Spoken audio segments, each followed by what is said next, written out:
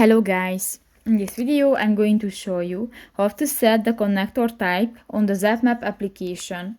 But first of all, I just want to mention, please don't forget to subscribe to our channel, because at 100,000 subscribers we are going to show you our YouTube revenue statistics and growth strategy, how to make money online. So let's jump into it. First of all, open the application on your device.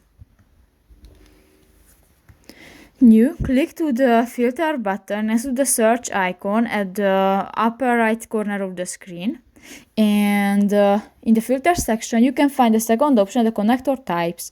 Click that and you can select DC or AC option, and just for example select one, for example the Tesla CCS combo. Click that, and if you want to search this connector type, click to the apply button at the lower side of the screen and done. So that's pretty much it for this video guys. See you in the next one. Bye bye.